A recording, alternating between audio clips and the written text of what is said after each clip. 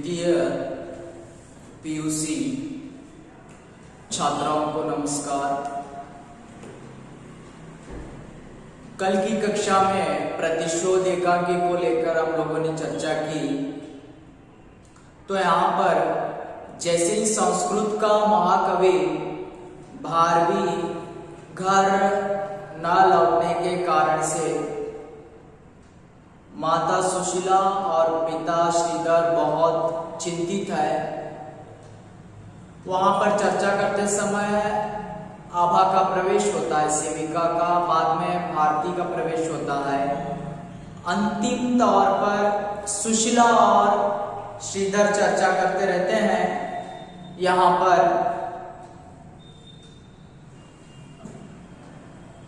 जो भारवी का प्रवेश होता है, भारवी अपने हाथ में तलवार को लेकर आ गया है।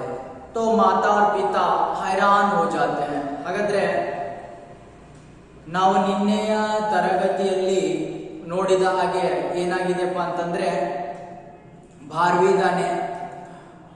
ಆ ಭಾರ್ವಿ ಏನು 2 ದಿನದಿಂದ ಮನೆಗೆ ವಾಪಸ್ ಬಂದಿಲ್ಲ. ಆ ಒಂದು ಚಿಂತೆಯಲ್ಲಿ ಏನ್ ಮಾಡಿದಾರೆಪ್ಪ ಅಂತಂದ್ರೆ, ತಂದೆ ತಾಯಿ ಬಹಳ ಚಿಂತಾಜನಕವಾಗಿದ್ದಾರೆ. ಇಬ್ಬರು ಚರ್ಚೆಯನ್ನ ಮಾಡುವಾಗ ಅಲ್ಲಿ ಮೊದಲನೆಯ ಬಾರಿಗೆ ಸೇವಿಕಾ ಆಭಾಳ ಪ್ರವೇಶ ಆಗ್ತಾ ಇದೆ. ತದನಂತರ 2ನೇ ಬಾರಿ ಭಾರತೀಯ ಪ್ರವೇಶ ಆಗ್ತಾ ಇದೆ. ಹಾಗಾದ್ರೆ ಆಭಾ ಮತ್ತೆ ಭಾರತಿ ಬಂದು ಹೋದ ಮೇಲೆ ಕೊನೆಯಲ್ಲಿ ಚರ್ಚೆ ಮಾಡುವಾಗ ಭಾರ್ವಿ ತನ್ನ ಕೈಯಲ್ಲಿ ಖಡ್ಗವನ್ನ ಹಿಡಿದು ಬರ್ತಾ ಇದ್ದಾನೆ. देखिए क्या बताता है, भारवी पिता सुशीला श्रीधर सम्मेश्वर में भारवी हाँ मैं भारवी हूं। सुशीला वह लोकर बेटा तू कहाँ रहा मेरे बेटे, तू इतना निष्ठुर कैसे हो गया, तू कहाँ था, तेरी इतनी तू क्यों चला गया था, कहाँ था मेरे बेटे, सिसकने लगती है। तो माँ भारवी बताता है, माँ शांत रहो, अपने चित्त को स्थिर रखो। क्या हो जाता है, जैसे ही भारवी वापस घर लौट जाता है तो वहां पर लौटने के बाद जैसे ही माँ खुश हो जाती है, माँ खुश होकर वहां पर बताती है, अरे बेटा 2 दिन से गायब था, इतना निष्ठुर कैसे हो सकता है, कहां पर चला गया था, अरे मैं तेरी इतनी यानी तुझे इतना याद किया कहते हुए सिसकनी लेने लगती है, यानी वहां पर रोने लगती है। लेकिन भारवी बताता है, अरे माँ ऐसी चिंता मत करो, यानी शांत रहो और अपने मन को भी चित्त रखो। ಹಾಗಾದ್ರೆ ಏನಾಗ್ತಾ ಇದೆ, ಭಾರ್ವಿ ಖಡ್ಗವನ್ನ ಹಿಡಿದುಕೊಂಡು ಬಂದು ನಿಂತಿದ್ದಾನೆ. ನಿಂತಾಗ ಏನಾಗ್ತಾ ಇದೆಪ್ಪ ಅಂತಂದ್ರೆ, ಅಲ್ಲಿ ಸುಶೀಲಾ ತನ್ನ ಮಗ ಬಂದ ಕ್ಷಣವನ್ನ ನೋಡಿ ಬಹಳ ಸಂತೋಷವಾಗಿ ಹೇಳ್ತಾ ಇದ್ದಾಳೆ, ಯಾಕೆ ಇಷ್ಟು ನಿಷ್ಠುರವಾಗಿದ್ದೀಯಾ, ಯಾಕೆ ನೀನು ಮನೆಯನ್ನ ಬಿಟ್ಟು ಹೋಗಿದ್ದೀಯಾ ಅಂತಂದು, ಅಲ್ಲಿ ಎಷ್ಟು ನಿನ್ನನ್ನ ನೆನೆಸ್ಕೊಳ್ತಾ ಇದ್ದೀನಿ ಅಂತಂದು ಬಿಕ್ಕಡಿಸ್ಲಿಕ್ಕೆ ಶುರು ಮಾಡ್ತಾಳೆ. ಆಗ ಭಾರ್ವಿ ಹೇಳ್ತಾನೆ ತಾಯಿಗೆ, ನೀ ನನ್ನ ಬಗ್ಗೆ ಚಿಂತೆಯನ್ನ ಯಾಕೆ ಮಾಡ್ತಿದೀಯಾ, ಸ್ಥಿರವಾಗಿರು, ನಿನ್ನ ಮನಸ್ಸನ್ನ ಸ್ಥಿರವಾಗಿಡ್ಬೇಕು, ಶಾಂತವಾಗಿಡ್ಬೇಕು. तो सुशीला तेरे पिता भी कहते हैं अपने चित्त को स्थिर रखो, तू भी यही कहता है, मैं कहां ले जाऊं अपने चित्त को। प्रभु इस संसार में माँ के चित्त को स्थिर क्यों नहीं बनाया। सुशीला बताती है, माँ बताती है, अरे बेटा तुम भी यही बताते हो कि मन को स्थिर रखो, यानी चित्त को स्थिर रखो, मन को स्थिर रखो, लेकिन तुम्हारे पिता भी यही बताते हैं। लेकिन वहां पर भगवान से प्रार्थना करती है, अरे भगवान संसार में माँ के स्थिर को चित्त क्यों नहीं बनाया, यानी जो चित्त को स्थिर क्यों नहीं बनाया। ಹಾಗಾದ್ರೆ ಸುಶೀಲಾ ಚಿಂತಾಜನಕವಾಗ್ತಾಳೆ. ನೀನು ಅದೇ ಹೇಳ್ತೀಯಾ, ನಿಮ್ಮ ತಂದೆನೂ ಅದನ್ನೇ ಹೇಳ್ತಾರೆ, ಏನು ಸ್ಥಿರವಾಗಿರೋ, ಹೌದಾ? ಹಾಗಾದ್ರೆ ಯಾಕೆ ಈ ರೀತಿಯಾಗಿ ನಿನ್ನ ಮನಸ್ಸನ್ನ ಚಂಚಲತೆಯಿಂದ ಕೂಡ್ತೀಯ ಅಥವಾ ಚಿಂತಾಜನಕವಾಗ್ತೀಯ? ಹಾಗಾದ್ರೆ ಭಗವಂತ ಯಾಕೆ ಆ ತಾಯಿಯ ಮನಸ್ಸನ್ನ ಸ್ಥಿರವಾಗಿ ಇಡಲಿಲ್ಲ ಅನ್ನುವಂತ ಪ್ರಯತ್ನವನ್ನ ಹೇಳ್ತಾ ಇದ್ದಾರೆ. ಭಾರ್ವಿ माँ मैं यह कहता हूँ सुशीला बेटा अब मैं कोई बात नहीं मानूंगी, तू बता कि तूने अभी तक कुछ खाया या नहीं, मैं 2 दिनों से तेरा भोजन लिए बैठी हूँ। भारवी मैं इतनी ग्लानि में हूँ माँ की संभवतः मुझे जीवन भर भूख न लगे। सुशीला तो तूने अभी तक कुछ नहीं खाया? नहीं माँ। सुशीला ओ मेरा लाल 2 दिन का भूखा है, मैं अभी भोजन लाऊंगी। नेपथ्य में पुकारती भी जाती आभा आभा, कभी आ गया उसने अभी तक भोजन नहीं पी किया, कहाँ है उसका भोजन। तो जैसे ही क्या हो जाता है यहाँ पर सारा जो भारवी बताता है, अरे माँ मेरे बारे में चिंता मत करो, अपने मन को अपने चित्त को स्थिर रखो। तो उसी समय क्या हो जाता है यहाँ पर सुशीला बताती है, अरे बेटा मेरे मन के बारे में छोड़ दो, लेकिन तुम ये बताओ यानी 2 दिन से कुछ खा लिया है या नहीं, भोजन कर चुके हो या नहीं। भारवी बताता है, अरे माँ मैं इतनी ग्लानि में यानी दुख में हूं कि मैं मेरी जिंदगी भर भोजन नहीं करूंगा। और बताता अपने माँ को मैं 2 दिन से कुछ भी नहीं खाया। तो सुशीला वहां पर हैरान हो जाती है क्योंकि बेटा था, अरे मेरा बेटा 2 दिन से भूखा है। तो उसी समय सेविका आभा को पुकारते हुए वहां पर रसोई घर में चले जाती है, जाकर उसका भोजन लाने के लिए चली जाती है। ಹಾಗಾದ್ರೆ ಆಗ ಭಾರ್ವಿ ಹೇಳ್ತಾನೆ, ನೋಡು ಯಾಕೆ ಚಿಂತೆಯನ್ನ ಮಾಡ್ತಾ ಇದೀಯಾ, ಚಿಂತೆನ ಮಾಡಲಿಕ್ಕೆ ಹೋಗ್ಬೇಡ ಅಂತಂದು ತಾಯಿಗೆ ಹೇಳ್ತಾ ಇದ್ದಾನೆ. ಆದ್ರೆ ತಾಯಿ ಮಾತನ್ನ ಕೇಳೋದಿಲ್ಲ, ಅವೆಲ್ಲವನ್ನ ಬಿಡು, ನನ್ನ ಮನಸ್ಸು ಸ್ಥಿರವಾಗಿರುವಂತದ್ದು ಅಥವಾ ನಾನು ಶಾಂತವಾಗಿರುವಂತದ್ದನ್ನ ಬಿಟ್ಬಿಡು. ಆದರೆ 2 ದಿನದಿಂದ ನೀನು ಬಂದಿಲ್ಲ ಮನೆಗೆ, ಹಾಗಾದ್ರೆ ಊಟವನ್ನ ಮಾಡಿದೀಯಾ ಅಂದಾಗ ಭಾರ್ವಿ ಹೇಳ್ತಾನೆ, ನಾನು 2 ದಿನದಿಂದ ಊಟವನ್ನ ಮಾಡಿಲ್ಲ. ಆಗ ತಾಯಿ, ಹಾಗಾದ್ರೆ ನನ್ನ ಮಗ 2 ದಿನದಿಂದ ಊಟ ಮಾಡಿಲ್ಲ, ತನ್ನ ಸೇವಕಿಯನ್ನ ಕೂಗ್ತಾಳೆ. ಕೂಗಿ ಏನ್ ಮಾಡ್ತಾಳೆ, ಅಡುಗೆ ಮನೆಯಲ್ಲಿ ಭಾರ್ವಿಯ ಸಲುವಾಗಿ ಊಟದ ತಾಟನ ತೆಗೆದುಕೊಂಡು ಬರ್ಲಿಕ್ಕೆ ಹೋಗ್ತಾ ಇದ್ದಾಳೆ. ಭಾರ್ವಿ, पिता मैं आपका पुत्र होने योग्य नहीं, इस तलवार से मेरा मस्तक काट दीजिए। जैसे ही सुशीला रसोई घर में चली जाती है तो बेटा और पिता यानी बेटे और पिता के बीच में बातें शुरू हो जाती है। तो भार्वी बताता है, पिता मैं आपका पुत्र होने के लिए योग्य नहीं हूं, इस तलवार से मेरा मस्तक काट दो। ಹಾಗಾದ್ರೆ ಏನಾಗ್ತಾ ಇದೆಪ್ಪ ಅಂತಂದ್ರೆ, ತಾಯಿ ಸುಶೀಲಾ ಅಡುಗೆ ಮನೆಯಲ್ಲಿ ಊಟದ ತಾಟನ ತರ್ಲಿಕ್ಕೆ ಹೋಗ್ತಾ ಇದ್ದಾಳೆ. ಆದರೆ ಈ ಕಡೆ ಏನಾಗ್ತಾ ಇದೆ, ಭಾರ್ವಿ ತನ್ನ ತಂದೆಗೆ ಹೇಳ್ತಾನೆ, ಮತ್ತೆ ತಂದೆ ಮಗನ ನಡುವೆ ವಾರ್ತಾಲಾಪ. ಹಾಗಾದ್ರೆ ಭಾರ್ವಿ ತಂದೆಗೆ ಹೇಳ್ತಾನೆ, ತಂದೆ ನಾನು ನಿಮ್ಮ ಮಗನಾಗಲಿಕ್ಕೆ ಯೋಗ್ಯನೇ ಇಲ್ಲ, ಈ ಖಡ್ಗವನ್ನ ತೆಗೆದುಕೊಂಡು ನೀವೇನ್ ಮಾಡಿ ನನ್ನನ್ನ ಅಥವಾ ನನ್ನ ಮಸ್ತಕವನ್ನ ನನ್ನ ತಲೆಯನ್ನ ಕತ್ತರಿಸಿ. श्रीधर वस तुम्हारे मुख में ये शब्द शोभा नहीं देते, अपनी मर्यादा सुरक्षित रखो। मैं फिर कहता हूं कि तुम मूर्ख हो, विकल बुद्धि हो। श्रीधर बताता है, अरे बेटा मैं हमेशा यानी तुम्हारा मस्तक काटना ये तुम्हारे मुंह में कभी भी शोभा नहीं देता, अच्छा नहीं लगता। यानी अपनी मर्यादा को लेकर सुरक्षित रहो या अपनी मर्यादा को बचा लो, क्योंकि मैं बार बार कहूंगा तुम बहुत मूर्ख हो, विकल बुद्धि हो, लेकिन फिर भी यानी यहाँ पर कुछ भी गलत मत करना अपने जीवन में। ಆಗ ಶ್ರೀಧರ್ ಹೇಳ್ತಾನೆ, ನೋಡು ನಿನ್ನ ಮುಖದಿಂದ ಅಥವಾ ನಿನ್ನ ಬಾಯಿಂದ ನೀ ಏನ್ ಈ ಮಾತನ್ನ ಹೇಳ್ತಾ ಇದೀಯ, ನನ್ನ ತಲೆಯನ್ನ ಕತ್ತರಿಸಿ ಅನ್ನುವಂಥದ್ದನ್ನ, ಆ ಮಾತನ್ನ ಹೇಳಲಿಕ್ಕೆ ಹೋಗ್ಬೇಡ. ಯಾಕಪ್ಪ ಅಂತಂದ್ರೆ ಆ ಮಾತು ನಿನಗೆ ಶೋಭೆಯನ್ನ ತರಿಸೋದಿಲ್ಲ. ನಾನು ಇವಾಗಲೂ ಹೇಳ್ತೀನಿ, ನಿನ್ನ ನಿಂದನೆ ಮಾಡ್ತೀನಿ, ನೀನ್ ಸರಿ ಇಲ್ಲ ಅಥವಾ ಮೂರ್ಖನಿದೀಯಾ ಅನ್ನುವಂಥದ್ದನ್ನ, ವಿಕಲ ಬುದ್ಧಿ, ಅಶಾಂತಿ ಬುದ್ಧಿ, ಸಂದೇಹ ಬುದ್ಧಿ ಇದೆ ಅಂತ ಹೇಳ್ತೀನಿ. ಹಾಗಾದ್ರೆ ನೀನು ನಿನ್ನ ಜೀವನದ ಅಂತ್ಯವನ್ನ ಮಾಡಬೇಡ. ಭಾರ್ವಿ सचमुच ही मैं मूर्ख हूं, विकल बुद्धि हूं, और यह तभी प्रमाणित होगा जब आए आप मेरा मस्तक तलवार से काट देंगे। भारवी बताता है, सच पिता मैं बहुत बड़ा मूर्ख हूं, लेकिन जब ही साबित होगा जब आप तलवार लेकर यानी मेरा मस्तक काट देंगे। आगा ಭಾರಿ ಹೇಳ್ತಾನೆ, ಹೌದು ನಾನು ಮೂರ್ಖನಿದ್ದೇನೆ. ಅದು ಯಾವಾಗ ಸಾಬೀತಾಗುತ್ತೆ? ಯಾವಾಗ ನೀವು ಖಡ್ಗದಿಂದ ನನ್ನ ತಲೆಯನ್ನ ಕತ್ತರಿಸ್ತೀರೋ ಅವಾಗ ಅದು ಸಾಬೀತಾಗ್ತಾ ಇದೆ. सीधा मेरे वाक्यों का प्रमाण तलवार के प्रमाण की आवश्यकता नहीं रखता. तलवार का प्रमाण निर्बलों का प्रमाण है. देखिए एक अंक के लिए आ जाता है, अंडरलाइन कीजिए. तो क्या हो जाता है?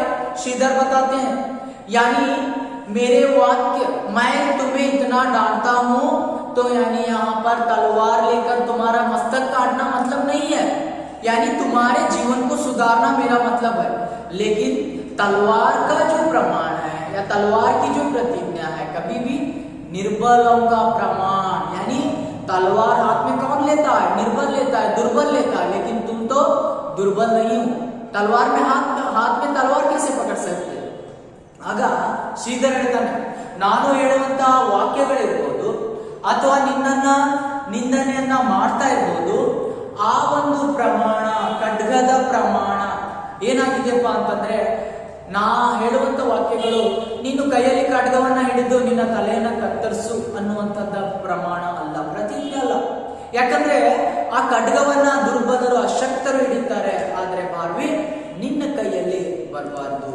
बारहवीं, किंतु पिता यह तलवार मेरा मस्तक काटेगी, उस ग्लानि को काट देगी जो मेरे जीवन को झंझा की भांति झकझोर रही है.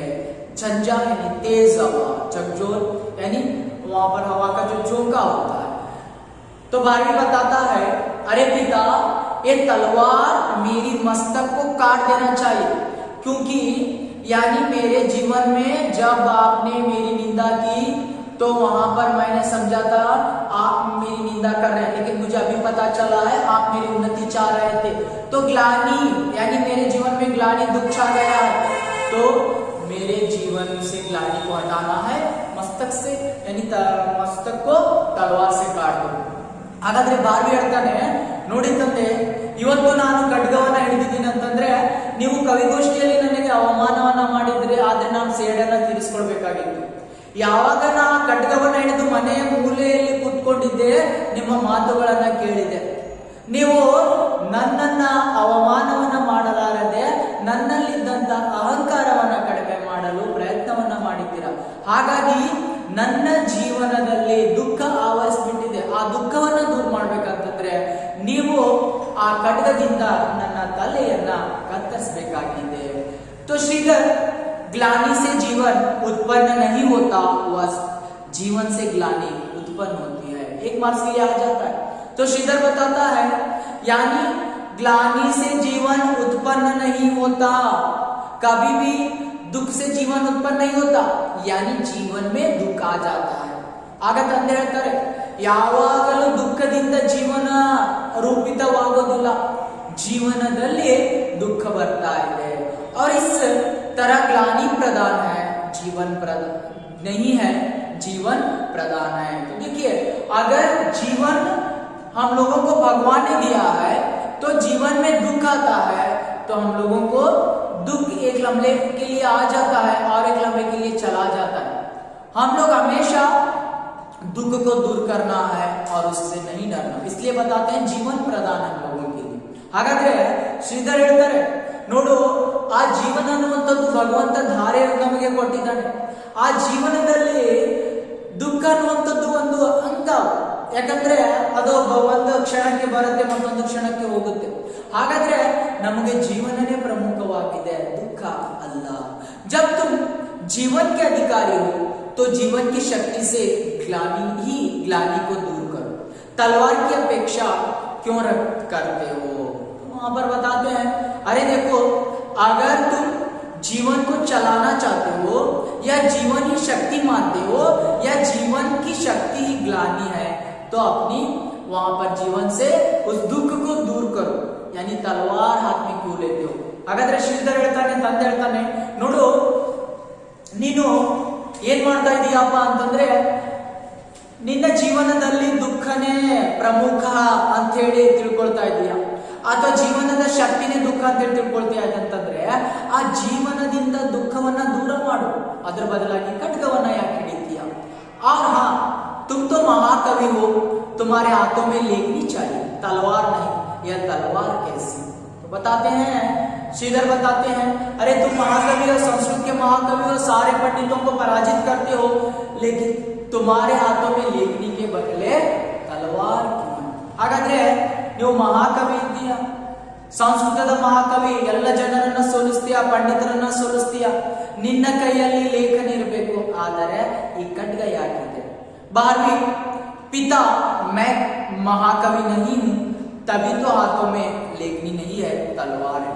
जीवन का स्वामी नहीं हूं तभी तो ग्लानि का मुझ पर अधिकार है। 12वीं बताता है अपने पिता को, देखो पिता, मैं आज से महाकवि नहीं रहा और महाकवि नहीं भी हूं, क्योंकि मेरे हाथों में इसलिए लेखनी नहीं है, तलवार है।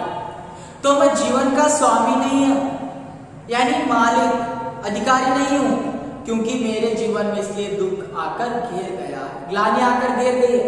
ಹಾಗಾದ್ರೆ ಬಾರ್ವೆ ಹೇಳ್ತಾನೆ, ನಾನು ಮಹಾಕವಿ ಅಲ್ಲ, ಹಾಗಾಗಿ ನನ್ನ ಕೈಯಲ್ಲಿ ಲೇಖನಿಯ ಬದಲು ಏನಿದೆಪ್ಪ ಅಂತಂದ್ರೆ ಈ ಖಡ್ಗ ಇದೆ. ತದನಂತರ ನಾನು ಜೀವನದ ಸ್ವಾಮಿ, ಮಾಲೀಕನಲ್ಲ, ಅಧಿಕಾರಿ ಅಲ್ಲ ನಾನು, ಹಾಗಾಗಿ ನನ್ನ ಜೀವನದಲ್ಲಿ ಗ್ಲಾನಿ, ದುಃಖ ಆವರಿಸಿದೆ. ಶ್ರೀಧರ್, ग्लानि काला बादल है बस, जो जीवन के चंद्र को मिटा नहीं सकता, कुछ क्षणों के लिए उसके प्रकाश को रोक ही सकता है, उत्साह के प्रवाह से बादल को हटा दो। श्रीधर बताता है, अरे देखो 12वीं, यानी ये जो ग्लानि की बात कह रहे हो, दुख की बात कह रहे हो, तो ये जीवन का काला बादल है। जैसे बारिश आने के समय आसमान में बादल छा जाते हैं और बारिश गरजने के बाद या कुछ देर के बाद जैसे ही चांद, यानी चांद की जो चांदनी आने के बाद बादल में से चले जाते हैं, उसी दौरान बताते हैं यहाँ पर श्रीधर, यानी ग्लानि जो है, दुख जो है, काले बादल के समान है, कुछ पल के लिए आ जाते हैं, कुछ पल के लिए चले जाते हैं, क्योंकि चांद के चांदनी को तो मिटा नहीं सकते, यानी सूरज की रोशनी हो या चांद की चांदनी हो, उसमें काले बादलों को छिप जाना ही पड़ता है। इसलिए बताते हैं, ऐसे ही काले बादल की तरह दुख आते हैं। अरे हमारा जीवन चांद के समान है, तो अपने इस चांद के प्रकाश के जैसे जीवन में अपने छोटे से काले बादल के जैसे दुख को क्यों चिंता करते हो, हटा दो उसे। ಹಾಗಾದ್ರೆ ಶ್ರೀಧರ್ ಹೇಳ್ತಾನೆ, ನೋಡು ಏನಾಗಿದೆಪ್ಪ ಅಂತಂದ್ರೆ ಆ ದುಃಖ ಅನ್ನುವಂಥದ್ದು ಕಪ್ಪು ಮೋಡ ಇದ್ದ ಹಾಗೆ. ಯಾಕೆ ಈ ಮಾತನ್ನು ಹೇಳ್ತಾ ಇದ್ದಾರೆ? ನಾವು ಆ ಜೀವನದಲ್ಲಿ ನೋಡಿ, ಈ ಆಕಾಶದಲ್ಲಿ ನೋಡ್ತಾ ಇದ್ದೀವಿ, ಕಪ್ಪು ಮೋಡಗಳು ಆವರಿಸ್ತವೆ, ಮಳೆ ಬರುವಾಗ ಇರ್ಬೋದು, ಅಥವಾ ಸೂರ್ಯನ ಬೆಳಕಲ್ಲಿ ಇರ್ಬೋದು, ಅಥವಾ ಚಂದ್ರನ ಬೆಳದಿಂಗಳಲ್ಲಿ ಇರ್ಬೋದು, ಕಪ್ಪು ಮೋಡಗಳನ್ನ ನೋಡ್ತೇವೆ. ಹಾಗಾದ್ರೆ ಆ ಕಪ್ಪು ಮೋಡಗಳು ಯಾವಾಗಲೂ ನಿರಂತರವಾಗಿ ಇರೋದಿಲ್ಲ. ಚಂದ್ರನ ಬೆಳದಿಂಗಳು ಬರಲಿ ಅಥವಾ ಸೂರ್ಯನ ಕಿರಣಗಳು ಬರಲಿ, ಯಾವಾಗಲೂ ಅವು ದೂರ ಆಗ್ಬಿಡ್ತವೆ. ಹಾಗಾಗಿ ಹೇಳ್ತಾ ಇದ್ದಾರೆ, ನಿನ್ನ ಜೀವನ ಅನ್ನುವಂಥದ್ದು ಚಂದ್ರನ ಬೆಳದಿಂಗಳಿದ್ದ ಹಾಗೆ. ಆ ಬೆಳದಿಂಗಳಲ್ಲಿ ಕಪ್ಪು ಮೋಡದ ಹಾಗೆ ದುಃಖಗಳು ಬರ್ತವೆ, ಅವುಗಳನ್ನ ಜೀವನದಿಂದ ದೂರ ಮಾಡು. 12वीं, वह रक्त के प्रवासी हटेगा पिता और वह रक्त मेरे मस्तक का होगा। 12वीं बताता है, अरे पिताजी, अगर मैं मेरे जीवन से दुख दूर करना है तो आप तलवार लेकर मेरे मस्तक को काट दो और मेरे मस्तक से खून बहना है, जब भी मेरा दुख दूर हो जाएगा. ಹಾಗಾದ್ರೆ 12वीं ಹೇಳ್ತಾನೆ, ಏನಪ್ಪ ಅಂತಂದ್ರೆ ನನ್ನ ಏನಾಗಿದೆಪ್ಪ ಅಂತಂದ್ರೆ ನನ್ನ ಜೀವನದಲ್ಲಿ ದುಃಖ ದೂರ ಆಗ್ಬೇಕಂತಂದ್ರೆ ನೀವೇನ್ ಮಾಡ್ಬೇಕು, ಆ ಖಡ್ಗವನ್ನ ತೆಗೆದುಕೊಂಡು ನನ್ನಿಂದ ಆ ತಲೆಯನ್ನ ಕತ್ತರಿಸಬೇಕು. ಅಂದ್ರೆ ಮಾತ್ರ ಏನಾಗುತ್ತೆ, ನನ್ನ ಜೀವನದಿಂದ ಕಪ್ಪು ಮೋಡಗಳು दूर आते। श्रीधर, मस्तक में सहस्र दल है वस्त, जिसमें ब्रह्म का निवास होता है। तो श्रीधर अपने बेटे को समझाते हैं, देखो 12वीं, ये जो हमारा मस्तक होता है उसमें सहस्र दल है, अलग अलग दल है, और उसमें ब्रह्म ज्ञान होता है। यानी हमारा जो मस्तक होता है, हमारा जो सर होता है, उसमें बहुत सारे दल है और ब्रह्म ज्ञान अवश्य होता है। ಹಾಗಾದ್ರೆ ಶ್ರೀಧರ ತನ್ನ ಮಗನಿಗೆ ತಿಳಿಸ್ತಾರೆ, ನೋಡು ಮಗನೇ, ನಮ್ಮ ಈ ಮಸ್ತಕ್ ತಲೆಗೆ, ಆ ತಲೆಯಲ್ಲಿ ಸಹಸ್ರ ದಳಗಳಿದ್ದಾವೆ. ಅದರಲ್ಲಿ ಬ್ರಹ್ಮ ಜ್ಞಾನ ಇರ್ತಾ ಇದೆ. ಹಾಗಾಗಿ ಹೇಳ್ತಾ ಇದ್ದಾರೆ, ಯಾಕೆ ನಾವು ಆ ಮಸ್ತಕದಲ್ಲಿ ಬಹಳಷ್ಟು ವಿಷಯಗಳನ್ನ ಸಂಗ್ರಹಣೆಯನ್ನ ಮಾಡ್ಕೊಳ್ಬಹುದು, ಬ್ರಹ್ಮ ಜ್ಞಾನವನ್ನ ಪಡಿಬಹುದು. ಏನ್ ಹೇಳ್ತಾರೆ, ग्लानी के पोषण के लिए ब्रह्मदेव की आवश्यकता नहीं है. मैंने तुम्हारे दोष दिखाए तो उन्हें स्वीकार करना चाहिए था. यह नहीं कि ग्लानी से 2 दिन घर आने का नाम बिना. तो बताते हैं, ग्लानी का पोषण यानी ग्लानी को, दुख को बचाने के लिए ब्रह्मदेव की आवश्यकता नहीं है, आपके ज्ञान की आवश्यकता नहीं है. यानी हमारे मस्तक सहस्रदल की जो आवश्यकता यहाँ पर नहीं है. तो कैसे, अगर मैंने तुम्हें डांटा तो 2 दिन से घर आने की वजह क्या थी? यानी अगर मैं डांटा तो उसे स्वीकार करके सकारात्मक तौर पर घर आ जाया करना था, घर आया करना था. ಹಾಗಾದ್ರೆ ಹೇಳ್ತಾಳೆ, ಶ್ರೀಧರ್ ಹೇಳ್ತಾನೆ, ಏನಪ್ಪಾ ಅಂತಂದ್ರೆ, ಇವತ್ತು ನೀನ್ ಏನ್ ಮಾಡ್ತಾ ಇದೀಯಪ್ಪ ಅಂತಂದ್ರೆ, ಈ ನಮ್ಮ ತಲೆಯಲ್ಲಿ ಸಹಸ್ರದೊಳಗಳಿದ್ದಾವೆ, ಬ್ರಹ್ಮ ಜ್ಞಾನ ಇದೆ. ಹಾಗಾದ್ರೆ ನಾವು ದುಃಖವನ್ನ ಪೋಷಣೆಯನ್ನ ಮಾಡ್ಲಿಕ್ಕೆ ಆ ಬ್ರಹ್ಮಜ್ಞಾನದ ಬ್ರಹ್ಮದೇವನ ಭಗವಂತನ ಅವಶ್ಯಕತೆ ಇಲ್ಲ. ನಾನು ನಿನ್ನ ದೋಷವನ್ನ ತುಂಬಿದ ಸಭೆಯಲ್ಲಿ ಹೇಳಿದೆ, ಚರ್ಚೆ ಮಾಡಿದ್ದೇನೆ ಅಂತಂದ್ರೆ ಅದನ್ನ ನೀನು ಸ್ವೀಕಾರ ಮಾಡ್ಬೇಕಾಗಿತ್ತು, ನಿನ್ನ ತಪ್ಪನ್ನ. ಅದನ್ನ ಬಿಟ್ಟು 2 ದಿನದಿಂದ ಮನೆಯಿಂದ ದೂರ ಇದೆಯಲ್ಲ, ಅದು ದೊಡ್ಡ ತಪ್ಪು. अब आधी रात में तुम आए हो, तुम्हारे हाथ में यह तलवार है और पिता से तुम अपना मस्तक काटने को कहते हो. मूर्ख पुत्र, मेरे हृदय में पिता की भावना आज तुमसे वांछित हो रही है.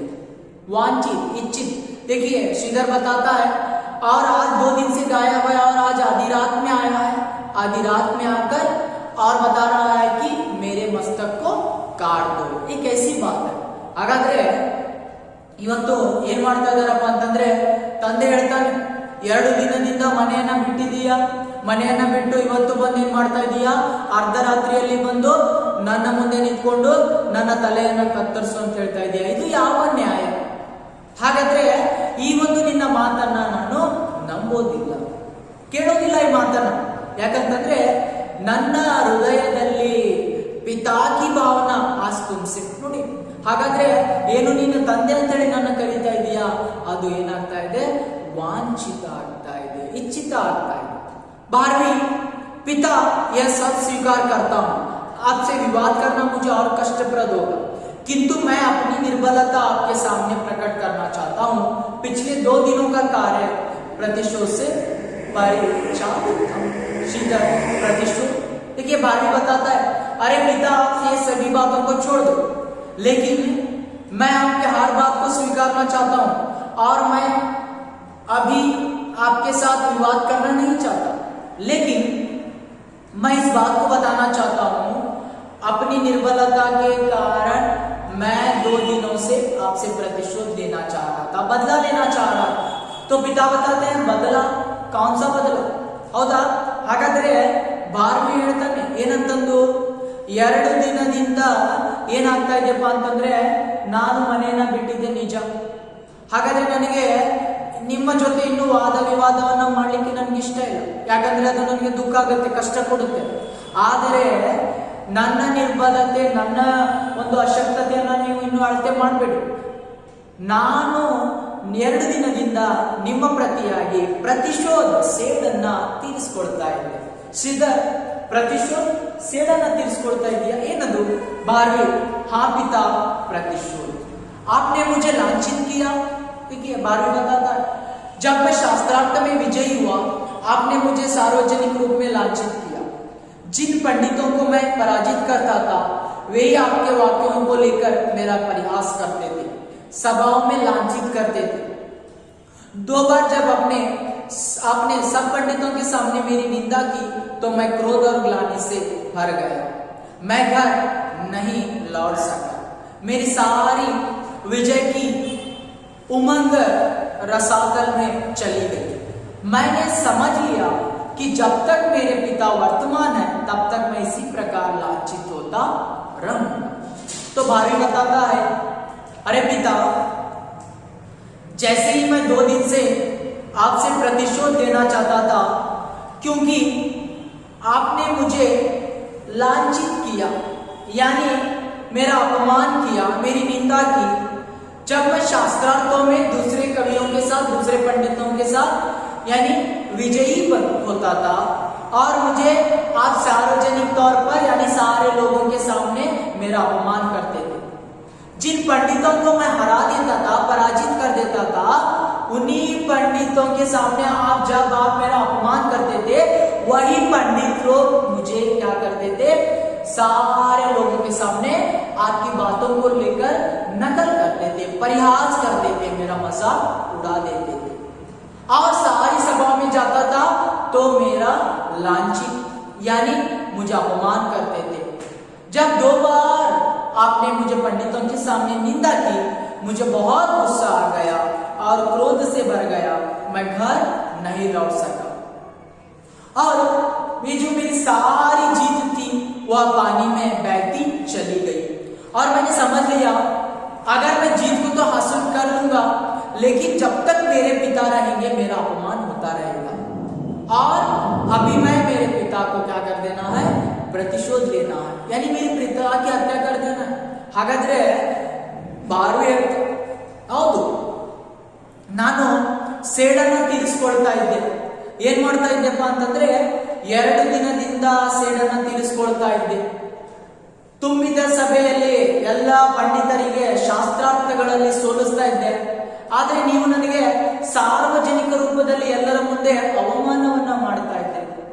ಅದೇ ಪಂಡಿತರು, ನಾನು ಯಾವ ಪಂಡಿತರನ್ನ ಸೋಲಿಸ್ತಾ ಇದ್ದೆ ಆ ಪಂಡಿತರು ನನ್ನ ಮುಂದೆ ಬಂದು ನನಗೆ ನಿಮ್ಮದೇ ಆದಂತಹ ಮಾತಿನಲ್ಲಿ ತಮಾಷೆಯನ್ನ ಮಾಡ್ತಾ ಇದ್ರು. ತದನಂತರ ನನಗೆ ಅವಮಾನವನ್ನ ಮಾಡ್ತಾ ಇದ್ರು. ಹಾಗಾಗಿ ಯಾವಾಗ ನೀವು ನನಗೆ ಎಲ್ಲ ಪಂಡಿತರ ಮುಂದೆ ಅವಮಾನವನ್ನ ಮಾಡ್ತಾ ಇದ್ರಿ, ಆಗ ಆ ನನ್ನ ವಿಜಯದ ಪತಾಕೆ ನೀರಿನಲ್ಲಿ ಹರಿದು ಹೋಗುವ ಹಾಗೆ ಆಗಿತ್ತು. ರಸಾತಲ್ ಏನೋ ನನ್ನ ವಿಜಯ ಎಲ್ಲವೂ ನೀರಿನಲ್ಲಿ ಹರಿದು ಹೋಯ್ತಪ್ಪ ಅನ್ನುವ ಹಾಗೆ ಆಗ್ತಾ ಇತ್ತು. ಯಾಕಂದ್ರೆ ನೀವು ಅವಮಾನವನ್ನ ಮಾಡ್ತಾ ಇದ್ರಿ, ಎಲ್ಲರೂ ಅವಮಾನವನ್ನ ಮಾಡ್ತಾ ಇದ್ರು. ಹಾಗಾಗಿ ಅವತ್ತಿನಿಂದ ಪ್ರತಿಶೋಧ ಸೇಡನ್ನು ತೀರಿಸಿಕೊಳ್ಳುವಂತ ನಿರ್ಣಯವನ್ನ ತೆಗೆದುಕೊಂಡೆ. ಏನಪ್ಪಾ ಅಂತಂದ್ರೆ, ಎಲ್ಲಿಯವರೆಗೂ ನನ್ನ ತಂದೆ ನನ್ನ ಜೊತೆ ಇರ್ತಾರೆ ಅಲ್ಲಿಯವರೆಗೆ ನನ್ನ ಉನ್ನತಿ ಸಾಧ್ಯ ಇಲ್ಲ, ಅವಮಾನ ಆಗುತ್ತೆ. ನನ್ನ ತಂದೆಯವರನ್ನ ನಾನು ಸೇಡನ್ನ ತೀರಿಸಿಕೊಳ್ಬೇಕು, ಹತ್ಯೆಯನ್ನ ಮಾಡಬೇಕು ಅನ್ನುವ ನಿರ್ಧಾರವನ್ನ ಪಡೆದುಕೊಂಡೆ. ಶಿಗರ್ ಯಾ ಸತ್ಯ है, ಹೌದು ನಿಜ ಇದೆ. बारहवीं मैं आत्महत्या नहीं कर सकता था क्योंकि वह एक जघन्य पाप है. अंडरलाइन कीजिए 1 मार्क्स के लिए. तो यहाँ पर 12वीं बताता है, अरे पिता जब मैं आपसे यहाँ पर लांछित हो गया लेकिन मैं बाहर गया, आत्महत्या तो नहीं कर सकता था क्योंकि वह बहुत बड़ा जघन्य पाप है. ಹಾಗಾದ್ರೆ ನಾನು ಆತ್ಮಹತ್ಯೆ ಮಾಡಲಿಕ್ಕೆ ಸಾಧ್ಯನೇ ಇಲ್ಲ. ಯಾಕಪ್ಪ ಅಂತಂದ್ರೆ ಅದೊಂದು ದೊಡ್ಡ ಭಯಂಕರ ಪಾಪವಿದೆ, ತಪ್ಪದು. मैंने अनेक बार सोचा पिता को पुत्र की उन्नति से सुख होना चाहिए, किंतु पिता को मेरी उन्नति से अप्रसन्नता होती है. पिता को मेरे दोष दिख पड़ते हैं, वे मुझे लांछित करते हैं, विद्वत मंडली में वे मेरा अपमान करते हैं. तो मैं बार बार सोच रहा था अगर मेरे पिता को अपनी बेटे की साधना को देखकर खुश होना है, यानी यहां पर क्या हो जाता है, जैसे कि मैं सारे लोगों को हरा देता था लेकिन मेरे पिता को खुश होना था, लेकिन मेरे पिता सारे लोगों के सामने मेरा अपमान कर देते.